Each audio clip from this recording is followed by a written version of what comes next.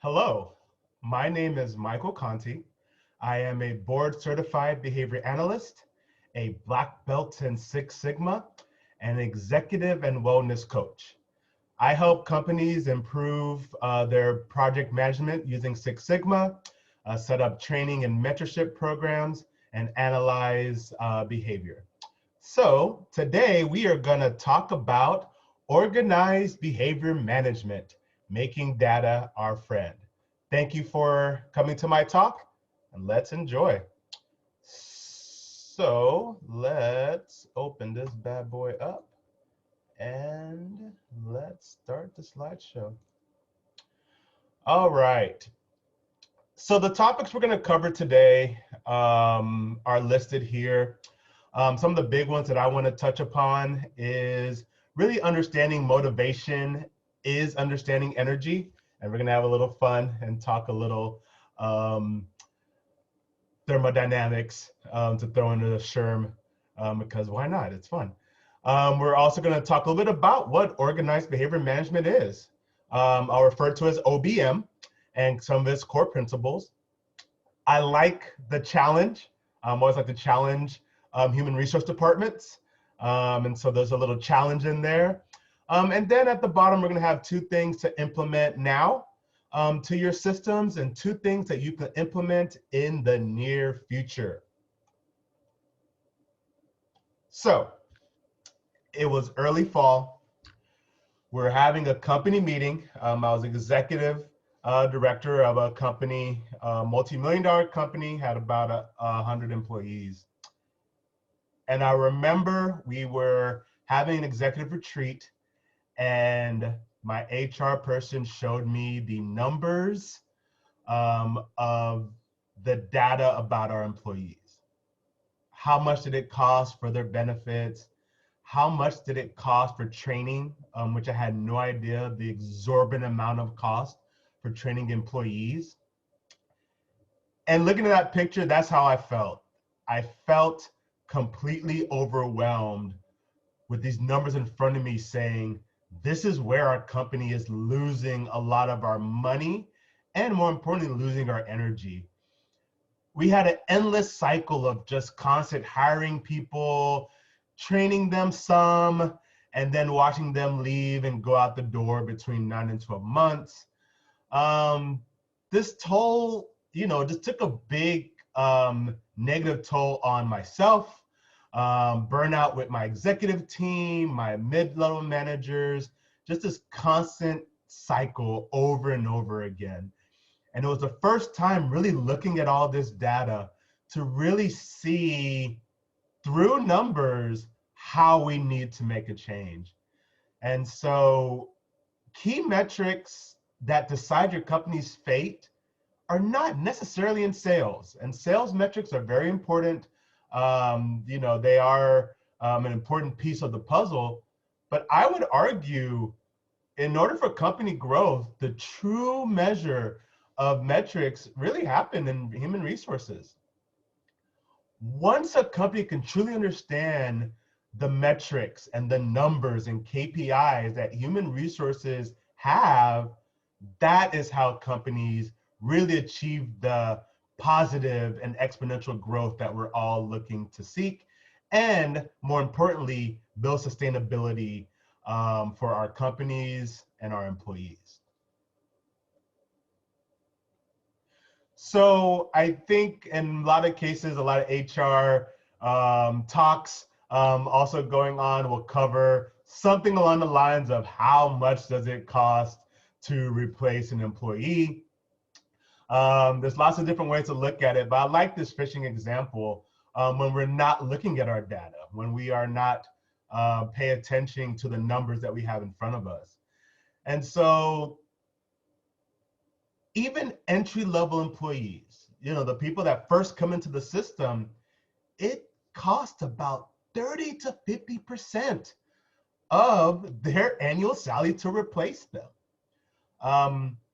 I think sometimes companies get in the mindset of, well, we got them. Well, if they don't work out, fine, let's just replace them and get someone else, which, can be true in a lot of instances. But when you really think of how much cost it takes let alone just the amount of extra work that happens in HR to find someone and to really train them. Even a average employee, it's a lot easier to keep than just to replace, and in this constant training, cycle that people are in. So look at the middle age one right here. Middle level employees cost 150% of their annual salary to replace. So if 2 of your mid-level employees leave, it costs 3 annual salaries to replace the 2. And so you can see how that math kind of adds up real fast. But check out the bottom. So a lot of your high-level employees, they tend to stay longer than your entry level. But what happens over time is you wear them out. Burnout is just a faction of not having enough collective energy. And it can cost up to 400%. You have to essentially replace 4 times not just the financial, just the wisdom that person has, especially if they're at a senior level and been with you for a long time. So there's just a lot that goes with making sure that we understand our employees are the lifeblood of the system. So there's lots of ingredients that come into this soup. We'll call it the turnover cost soup. So of course, there's just a cost of hiring the new employee. You guys have to advertise, you guys have to headhunt, you guys have to go out and set up your Indeed and Monster posts and get all the things set up. You have to interview folks. You have to set up, block out big chunks of your day, just interviewing folks. Some are good, some are eh. There's a hiring process. There's many ways to hire folks. There's a lot of simple and detailed ways to get that done. The cost of onboarding. So there's so much money that could be spent in just training. At the bottom it says businesses invest 10 to 20% of an employee's salary on just training. So it takes a lot of time to get a new employee, train them about your company, train them to be passionate about what your company does. It takes time. It takes a lot of energy from you. It takes a lot of energy from the people who are also doing the training. And so that's a lot of collective energy. Just general lost productivity. It does take a while for people to get acclimated to the system. And so it could take 1 to 2 years before they really, really understand their job description very well. There's also lost engagement, which also kind of goes with the cultural impact. But it's not good whether a company fires people or people walk out the door through their own. It kind of plants that seed in the existing employees' heads of, why are people leaving? And those are seeds you never want to plant, because those things start to grow. And when they produce fruit, now they're walking out the door. And so, really look at your employee turnover soup. I think it's to evaluate what part of the soup is causing the most hazards for your employee turnover ratio. So we do know that the employment world is shifting, and definitely how this year has gone, it's definitely going to greatly exacerbate and create a greater shift in terms of how employment is completely changing. Gone are the days of the 1950s, and most of us know that, where someone stays for 30 years, gets their gold watch, and then rides off to the sunset. We are definitely in the age of the solopreneur. And there's going to be more and more people that have a job, enjoy their job, but are always working on something on the side, having a side business. Some people call them side hustles. I like to call them side businesses because you're putting thought towards them. But companies have to have a real thought about what they want to do to keep their employees happy. Companies need to solve that riddle of saying, how much freedom do I give my employees as they pursue other options? Now, we want dedicated employees that love their job and what they do, but employees want the same. And now more than ever, they're actually requiring this from companies just to for them to choose where they want to be employed.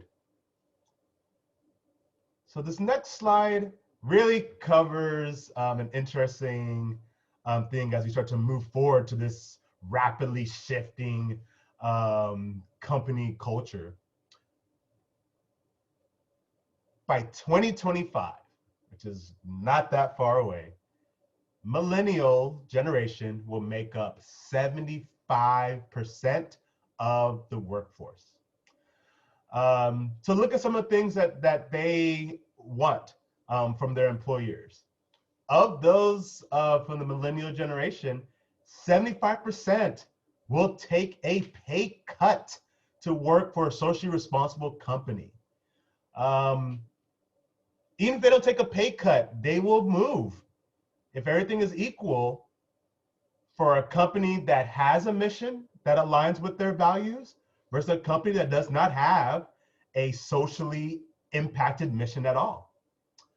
76% indicate that they really want to see what a company stands for before they even decide where to work. So there are people that won't even interview at your company because they don't see a strong message. Now, I do fully understand that we have to be objective. We want to make sure we don't alienate staff and what our purposes are. But I think the days of the sterile business that doesn't stand for anything are rapidly eroding.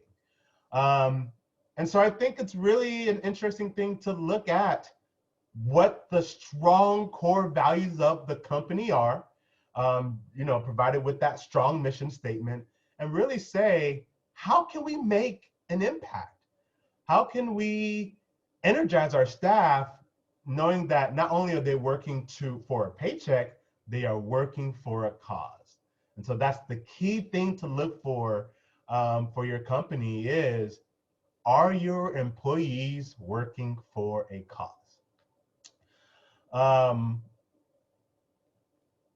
Increasing motivation will be vital for companies moving forward.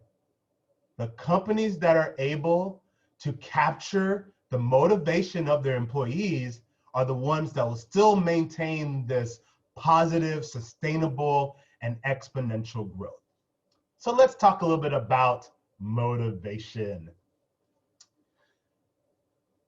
Employee behavior is understanding that motivation is company energy. It takes motivation from staff to take the extra 5 minutes to provide customer service for your clients. It takes energy to really read that email and not assume it's a negative thing, but try to dig down and understand exactly what someone else is saying. It takes employee energy to be patient when dealing with sometimes a boss who's having a difficult day, or another employee who really struggles with communication issues. It takes energy to wake up and be consistent, to show up to work and smile and participate in your activities that bring people together. So staff motivation is company energy. And I want to visualize how important that is, because motivation is central. It's the fuel that decides the company growth or decline. So I would argue that sales numbers are highly important, but it's the motivation of the people that is growing the company, that is providing the increase in sales. And so really focusing them on a mission, not just a raw number, really helps to keep employees smiling, happy, and engaged. I love this picture. I imagine this is what a lot of you lovely people at HR are doing as you get ready for your days. But HR is the master of the flow of the company energy. Ultimately, because you are in human resources, you guys are the ones that are helping add motivation or take motivation from the environment. Motivation, as I list here, is very important. So, of course, we've all walked into a room and we felt, I'll call it negative energy, but really it's the absence of energy. You walk into a room and you just feel the energy just kind of draining. I call them the rain clouds. You know, you walk into a room and it's stormy in there. You know, the energy is down, people are kind of slumped over, no one's really smiling, kind of a very Debbie Downerish type of phase. Um, and it's depressing, or at minimum, it's definitely not motivating. And so we've all been in those environments and in multiple places. And it's challenging. It's challenging when you kind of go into a room and don't feel that spark, that passion, that energy. Behavior management is directly full of energy by the way of rewarding and improving the behavior of employees. And so we talked about definitely managing the motivation of employees.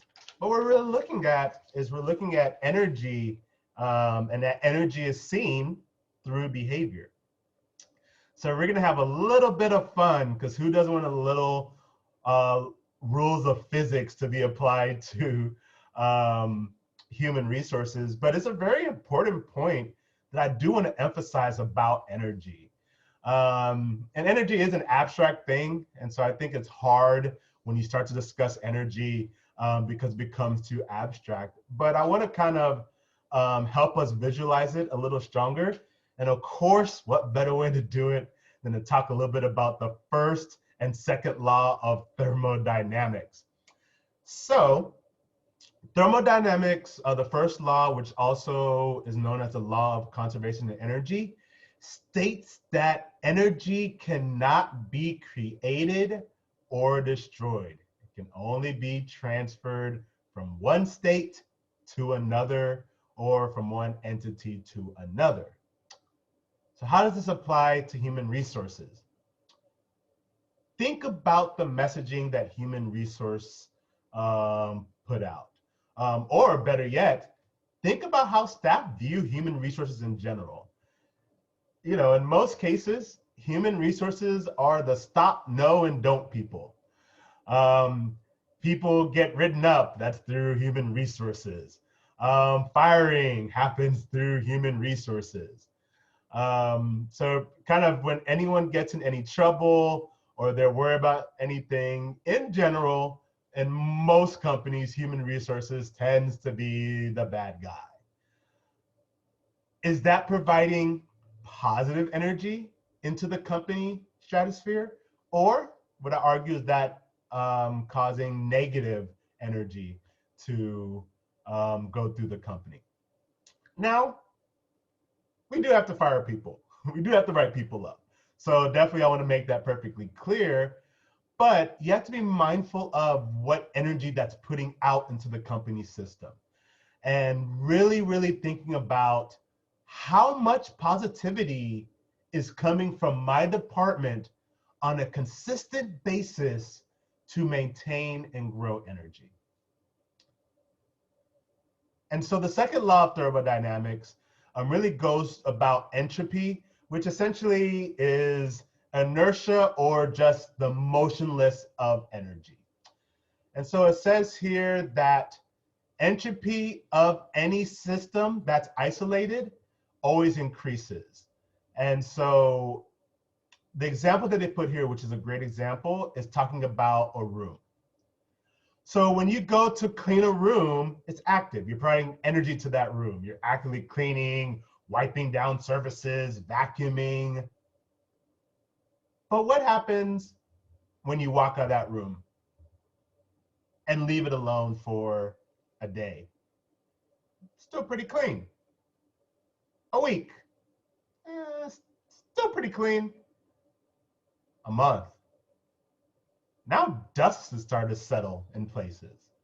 You know, things just kind of appear from air. So essentially the rule of second law of thermodynamics is a room that is not cleaned over time will eventually get dirty without adding anything else to the environment. So let's apply that to our companies.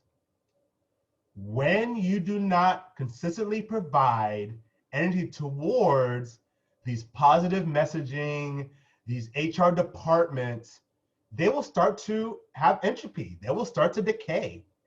And so a lot of times I see companies do a great job. They have a good onboarding program. They have a good training program. It's just 3 to 5 years old and it has entropy. It's drifted. The job description is not exactly the same now as it was 3 to 5 years ago. And so what happens, that system starts to be inefficient. And so that's where we get all these drop balls where people, executives and HR will say, hey, well, we have this system. Why is it not working? I would argue it's that second law of thermodynamics. It hasn't had a reboot of energy. It hasn't been clean. And without that cleaning, any part of your system is going to start to decay some. And so laying all this groundwork, I think, is important to understand what energy is and that we observe that energy through behavior. So that's how, when we start to shift to talk about organized behavior management, and we're going to talk about some of its, some of the core principles. There's many others, but I want to hit a couple of the bigger ones. But that's why it's important to measure and have behavior data. And so organized behavior management, or OBM, is really taking behavior principles and setting up a plan for motivating, which will help increase productivity and really help improve that retention rate, to lower it, to get better to the best benchmarks of your industry. OBM also encourages very small improvements in the learning process.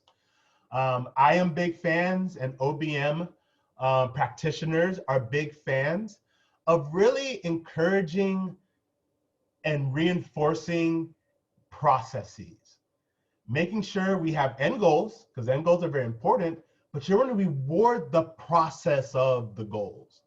Because if staff are rewarded for the processes, that's what really helps, A, the process to stay alive, but B, the processes are all through the company. They're through the job description. They're through the protocols. And so if a company does a very good job of having a strong basis of their job descriptions, their onboarding, and their protocols, then it's really good to look at the behavior and reward the processes that kind of align with the company's goals and values. OBM also completely breaks down skills by little pieces, because a lot of processes are sometimes 20, 50, 100 steps of a process. And so OBM is really good at breaking those down into smaller steps so that staff can grow and learn, and over time they'll be able to master almost, if not the entire link of that process. One of the final aspects of OBM is we observe data and we analyze results. And so for the behavior analysts, so organized behavior management come from board certified behavior analysts. That's where the expertise of analyzing behavior. So you want to make sure that the numbers you're looking for are important, but really interpreting those numbers and then building a plan to either improve numbers that you want to improve or decrease numbers you want to decrease. So let's talk about some of the core principles that we have here. And the first core principle we're going to talk about is positive reinforcement. So reinforcement is anything that causes a behavior to increase. And so I want to add here that reinforcement is really applied to anything that emits behavior. So it applies to an individual person, it could apply to a team, it could apply to a department, a location, a region, or a company as a whole. They all could be their own separate entity. And that's really neat because then you can really analyze things at the biggest level as a company being one large entity that you're observing behavior down to the individual personal level. And it's very powerful. Reinforcement is the roadmap that lets our people know what we want from them. There's 4 major types of reinforcers that we look at in terms of ways to motivate folks. Of course, there's the primaries, our food, water, and shelter.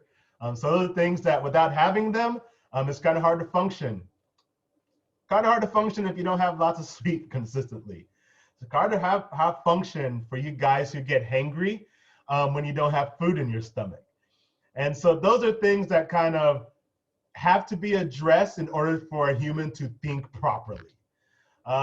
Those are things that the company doesn't have to provide strongly, but to make sure that the employees are getting their needs met from that standpoint. So quick FYI, try not to have meetings when people are hungry. They're not going to be paying attention. They're thinking about what they're going to have for lunch or the snack back at their desk.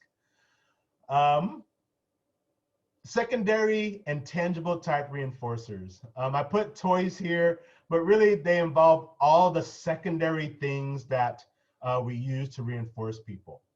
So money is a secondary reinforcer. Now it's one of the most powerful secondary reinforcers because it can buy food, water, and shelter, can buy lots of things, but it's not intrinsic, meaning a human has to understand what money is to understand its value. So that's what makes it a secondary reinforcer.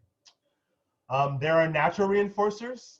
I think I always like to make the analogy, things that you can the human can kind of do with their own body. So, physical play, going out, running outside, getting natural sunlight, walking, those are beautiful and natural reinforcers. Some that I encourage companies to really think about. What are some natural ways, minus the tickles, what are some of the natural ways for reinforcement? I want to touch on a mini soapbox about music. Music is one of the best vehicles of reinforcement that any person or company can have. There's so much research on music because it's a human universal. We all respond to it. It lifts our behavior. It puts us in good moods. It puts us in bad moods. But when it comes to motivation, I really think of using music as a proper tool, or at minimum, allowing staff to use their own music as a proper tool to help keep them motivated. And then there's intrinsic motivation. That's the big one that we want to build up to. So the first 3 kind of happen naturally, but that 4th one, let's take some time.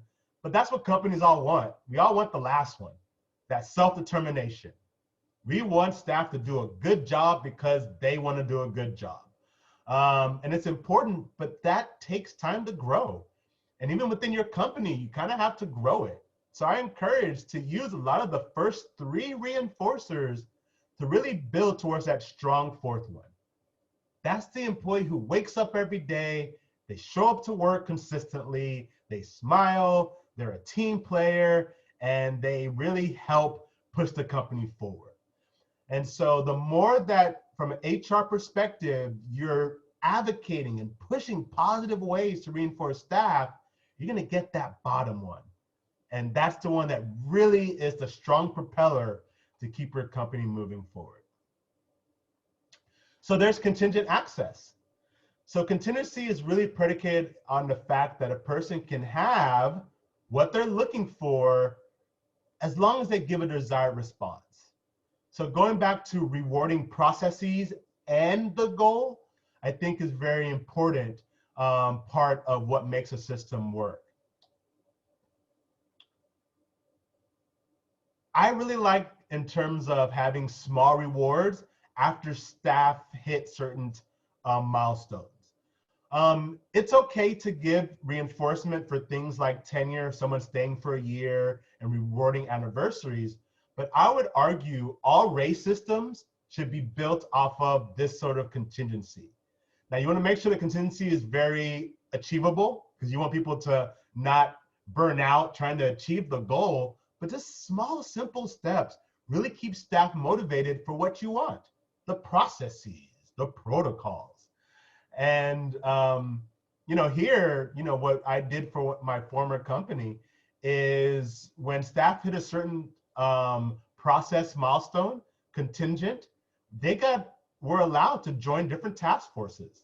And the task forces had executives, had mid-level folks, and had entry level, and it was all different causes. Some were volunteer, some were internal for the company, some were external, but it made it important thing, especially for entry-level employees, that they got a chance to hang out with some of the higher level folks. And it was a great thing that we did. It was kind of subtle mentorship without the hardcore part of it, but it was one of the best things that we did for our company. I put here that contingent access is one of the first things you want to establish for staff, especially for them being consistent. I really think HR and really companies as a whole, we spend so much time really thinking about the bottom 20% and even more the bottom 10% of our employees who don't show up on time, disgruntled, and being the squeaky wheel in our system.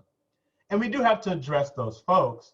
But I would argue if we spent the same amount of energy and time to the top 20%, and rewarding the people who show up every day by having a reward system for employee attendance, that we reward the folks who are consistent, that we reward the people for their emotional intelligence. Staff will see where the rewards and sometimes the money are going, and they will follow that path. And so instead of spending all your time just focusing on how you can stomp out people who are disgruntled, spend that time really encouraging the people who are doing a good job so all the staff in the middle can know which direction to go.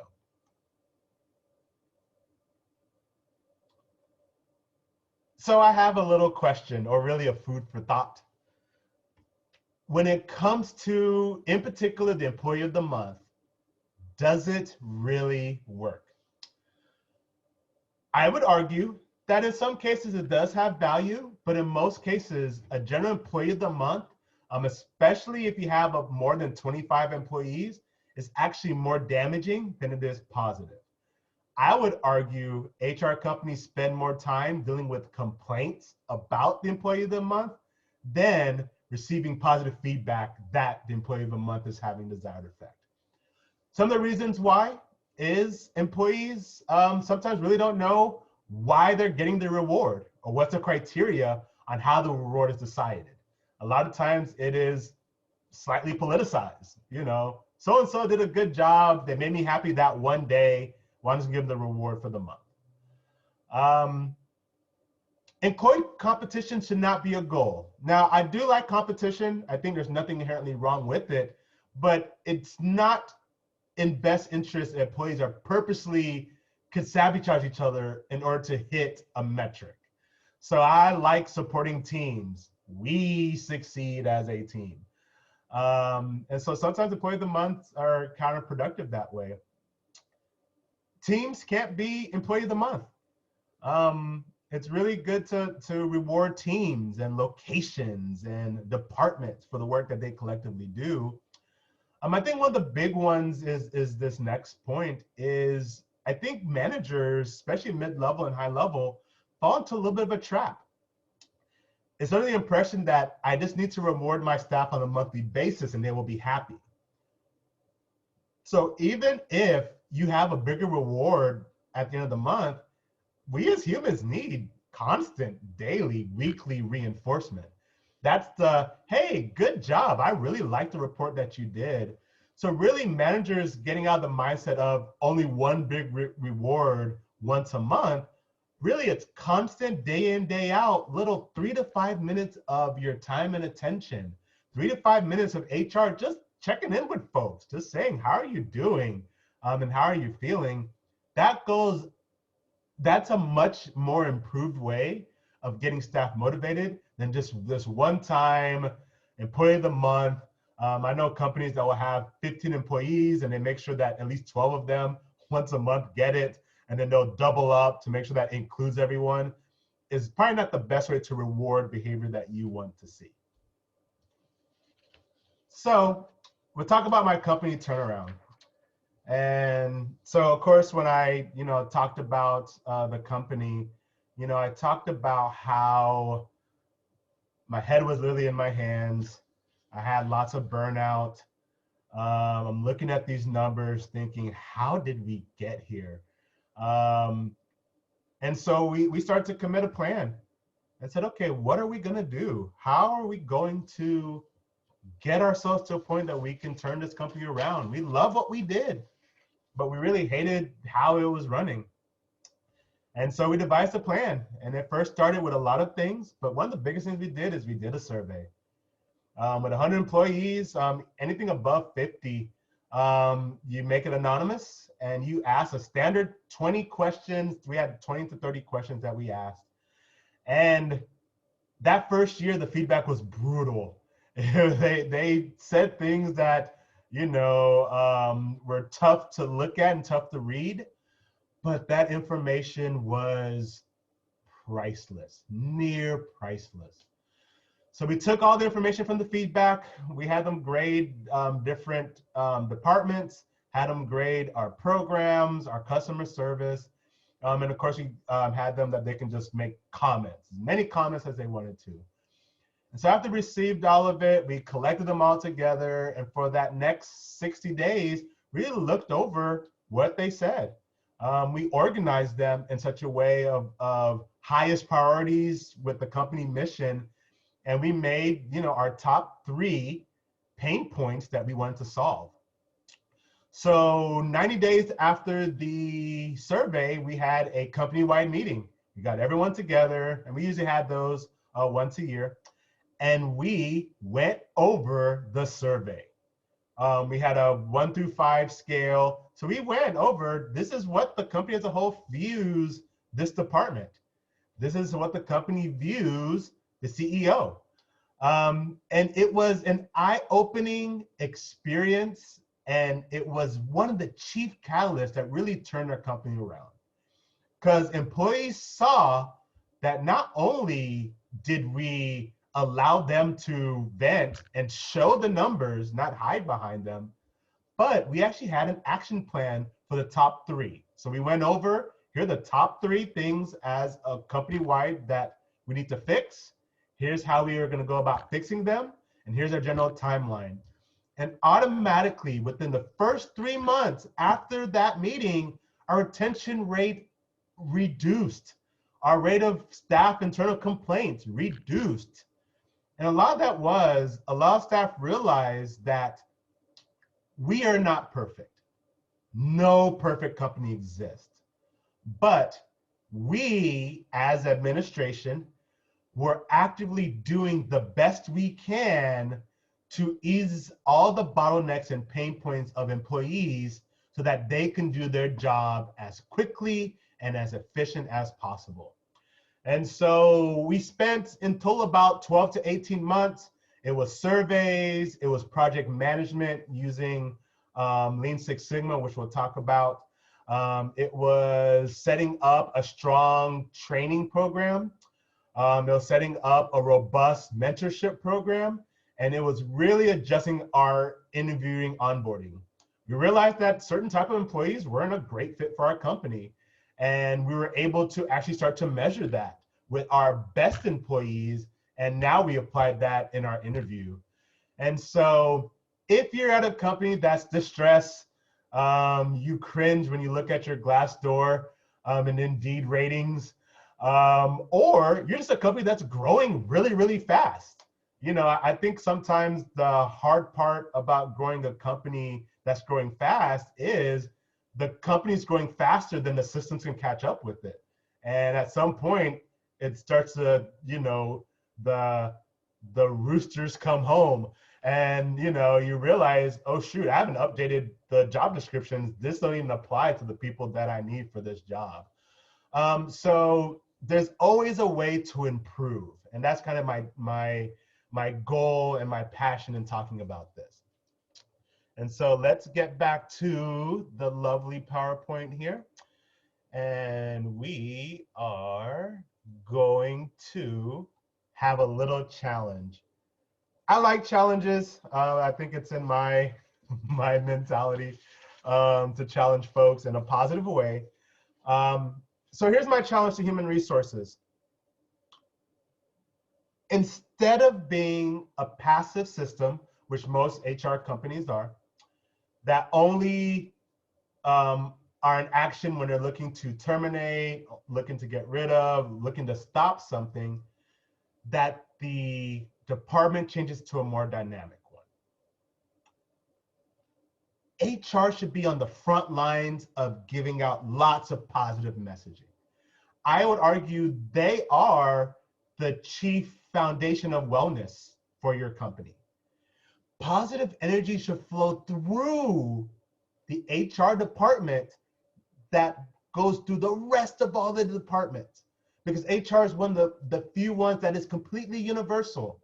You touch every part of the department. So it makes sense that if you, as a department, can pump lots of positive energy through your department, it can have far-ranging ramifications. My second challenge is about executives. For me, being an executive, we really are not good at visualizing how important HR is and how much that positive messaging can really help the company as a whole. And so I really encourage you guys to help executives visualize how much they are wasting or losing due to inefficiency of our employees, our onboarding process, our training process, and really our offboarding process. I don't have time to go over the whole soapbox of offboarding, but if I quickly say where companies fail the most, offboarding. We do a great job of having staff. We even onboard them okay for the most part. We do some training, but we get rid of them and we leave them bitter when they leave. And now they are verbal missionaries of anger towards our company that we can have some control over.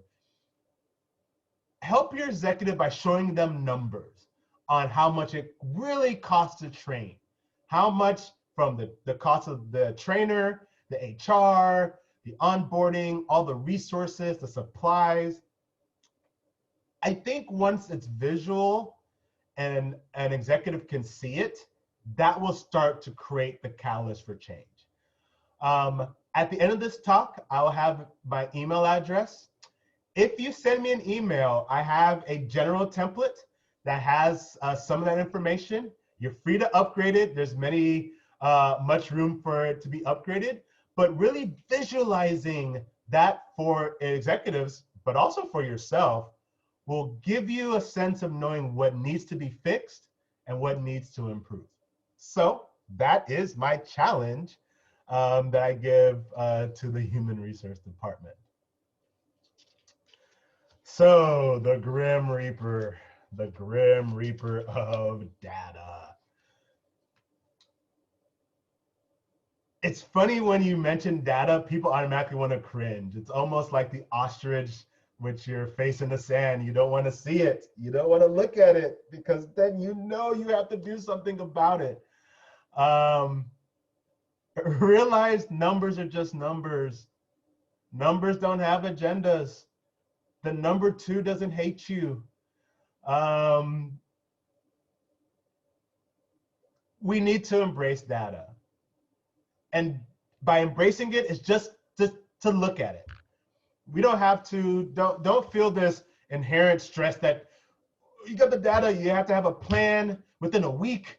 to fix everything. Processes take time. You know, everyone in HR, you guys know that it's always a process. But if we can't measure it, we can't fix it. And that's what's important. Data is all around us. It's all around HR. There's lots of data just floating around everywhere. And the more that we understand it and just look at it, just desensitize ourselves and our employees, because they're afraid of data too. So really making data a friend and not an enemy. That numbers are just numbers is a great way to get everyone to relax and then look at numbers objectively to then therefore make adjustments to improve the company and the system. I don't know if you have a data fridge, but if you can see it, you can measure it. You don't have to have data for everything. So I want to be clear. You don't want to get where you're just overwhelmed with so much data. So you have to pick the key metrics. Pick the ones that are important for your company and your industry. Some of the ones that I put here, turnover data is vital. You want to know how your system's running. So really understanding the turnover ratio is very important. Staff attendance. There's lots of research about the attendance of staff and how attendances can be correlated to job satisfaction. I really like the next two of how long it takes for employees to pass levels of training. So with my previous company, we had them pass levels. That's how raises worked. And so really understanding how good is your training to say at what point do most of the staff reach that bar is important. Maybe you realize, you know, if they keep failing and not passing at a certain juncture, maybe you need to add more training and make training longer. Or you realize, man, they're passing training really quick. Now you can make it shorter. So there's lots of beautiful data about understanding how people are passing training, which really determines how people are learning your system. It's very important to know how long people are with the company when they grow in status. And so if you know, on average, most of your employees are leaving between 10 and 12 months, you can have an intervention at month 8. Maybe you have a group department get together, which helps increase motivation. Or you start a mentorship program at month 6, and then you measure again 6 months from now. So I think there's so many ways to look at the data and with the OBM to measure and analyze it that can greatly help understand where the leaks are, the leaks of energy coming from your company.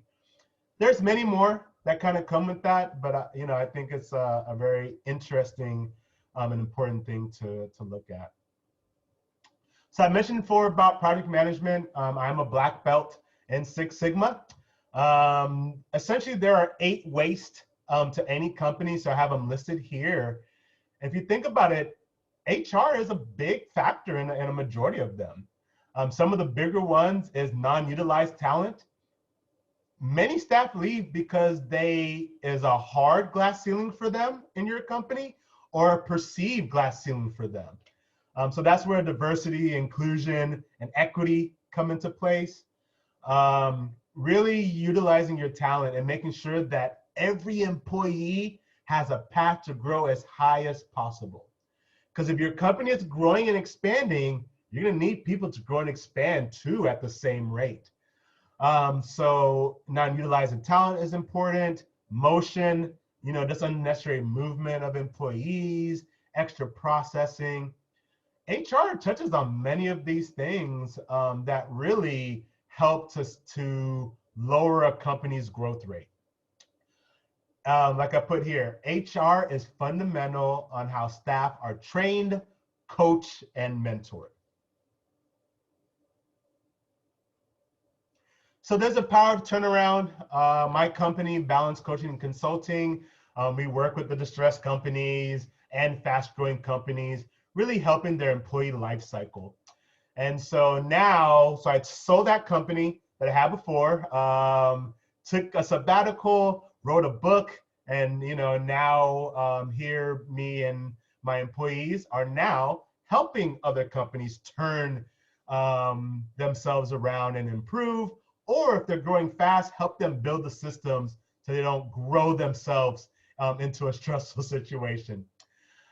So I remember looking into the eyes of this owner, and it was like I was staring in a mirror. She had that burnout look in her eyes of not sure what to do. And so we sat down and kind of did the process, really understanding the goals of the company, really understanding what data they did have, which they had very little. And we just did it piece by piece.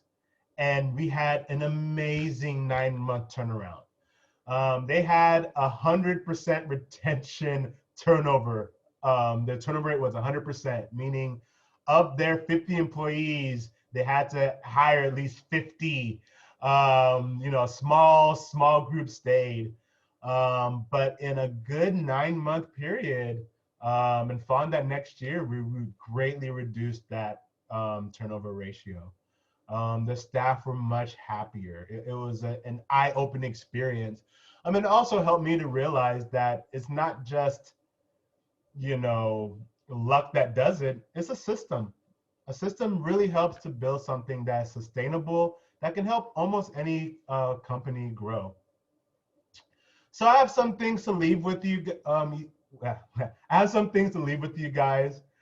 2 things to implement now to be more data friendly, and then have 2 things to implement for the future. So the first thing is you want to build a positive HR communication schedule. I kind of touched on it a couple of times, but so much of HR messaging is very negative. Please don't do this, don't wear this, stop, no, and don't. I encourage you to build a monthly, at minimum every month. Send it out the first Friday of the month. Have 80% of it be positive messaging of here's the wellness, here's our days off, here are things happening in our area to go check out, that staff can group together and go have fun. We went over parts of the handbook. We, covered a section of it, but even that was in a positive aspect and it was objective. Really thinking about positive messaging. As much functional positive messaging as possible will really help. I also really encourage you to just see what data you have. Without having data, it's gonna be hard to really fix what's going on long term. But look at what you have. I think a lot of companies have lots of data. They just don't look at it consistently. And so really try to find some data. And if not, really then saying, well, what data do we need? What is important to help our company grow? And that really starts that human resource KPI, those key performance indicators that really help. If you already have key performance indicators, I challenge you to really look at them. I think the analysis part is lacking, where we look at the number, we really don't know how we got the number. So if you have data, really try to analyze or get someone, a third party, to help you analyze what that data is and how to improve upon it. So 2 things to implement for the near future is I highly encourage, as soon as possible, update, upgrade your onboarding and training programs. Sometimes you realize you're hiring the wrong people, and the more you get the right people into the system and train them well, greatly improves how long employees stay. We need to embrace the technology that we have. We need to embrace diversity. Talking about the slide earlier about the millennials, we really need to really think about having a wellness curriculum fitted in that we're really taking care of our employees in a strong, functional way. And I talked about it earlier. If you do not have a survey, if you're under 30, it's a little harder, but even it can still be done. But if you're above 30 employees, please have a survey. They're easy to implement. We asked about 20 to 30 questions that were standard every year, so we can go rate of progress. And then we had about 10, 15 questions that were optional, really depending on what's happening that year. It was a beautiful way to measure progress for the company. We paid them an hour of their time to take it because that data is priceless. So we wanted to make sure we got 100% participation rate. So it's important for HR, reward participation. We had a survey week. We had weeks of activities and games and things of that nature. We gave them a big sticker that said, I completed my survey. So it's almost kind of like voting, right? You want to make sure everyone votes. So it's a vital, vital thing that will pay tons of dividends. Don't be afraid of the data.